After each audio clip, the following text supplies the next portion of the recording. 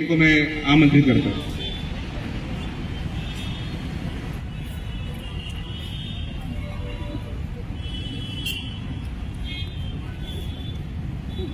उपस्थित सर्व सहकारी मित्रांनो,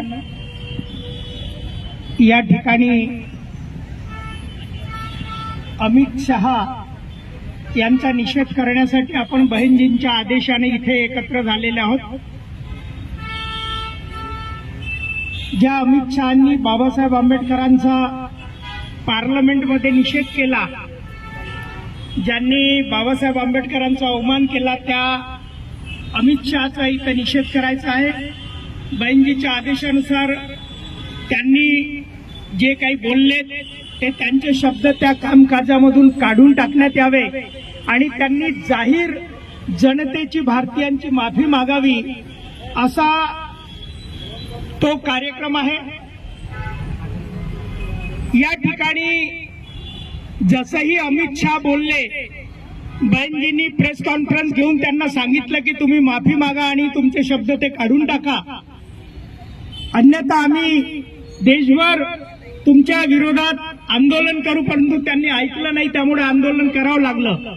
परंतु तत्पूर्वी तुम्ही पाहिलं असेल, मी एक दोन घटना सांगतो की आपण जिथे उभे आहोत, हा विधान भवन परिसर, ह्या पेपरमध्ये बघा ह्या बातम्या, म्हणजे त्यांनी दिल्लीचं सभागृह आणि नागपूरचं म्हणजे महाराष्ट्राचं सभागृह डोक्यावर घेतलं। ते कोणी घेतलं? काँग्रेसवाल्यांनी घेतलं। ज्या काँग्रेसनी बाबासाहेब आंबेडकरांचा पदोपदी अपमान केला, ज्या बाबासाहेब आंबेडकरांनी संविधान सभेत जाऊ नये आणि संविधान सभेत बेंगालच्या लोकांच्या माध्यमातून संविधान सभेत गेल्यावरही त्यांचा मतदारसंघ बंगालच्या स्वाधीन केला, पहिल्या लोकसभेत बाबासाहेब आंबेडकरांचा मुंबईतून आणि भंडाऱ्यातून पराभव केला, त्यानंतरही बाबासाहेबांना पार्लमेंटमध्ये न जाऊ देता ज्या संविधानाची ऐशी तैशी 65 वर्ष ज्या काँग्रेसने केली, त्या काँग्रेसला आज बाबासाहेब कुठे आता आठवला आहे? का आठवला आहे?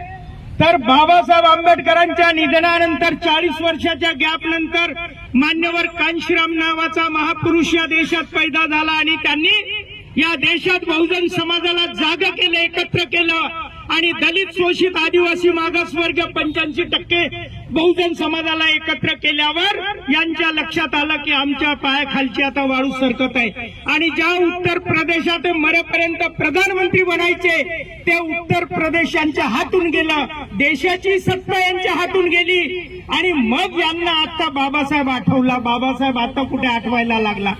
तेच काँग्रेसच्या सोबत भाजपवाले ज्यांनी मागच्या 15 वर्षात बाबासाहेब आंबेडकरांचा पराभव केला, त्या बाबासाहेब आंबेडकरांना पुन्हा त्यांचं संविधान डोक्यावर घेऊन काँग्रेसवाले फिरत बसले आणि हा मोदी तर डोक्याला, त्या मस्तकाला संविधान लावण्याचं काम केलं।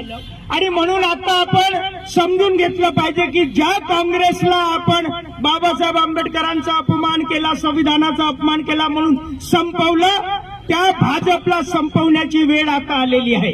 कारण काँग्रेस आणि भाजपमध्ये काही अंतर नाही। मी म्हणत नाही, बाबासाहेब आंबेडकर त्यावेळेस म्हणाले, मान्यवर कांशीरामजी म्हणाले, बहन मायावतीजी म्हणतात की आता हे चोर चोर मौसेरे भाई आहेत, सारखेच आहेत, सगळे सोयरे आहेत, एक साप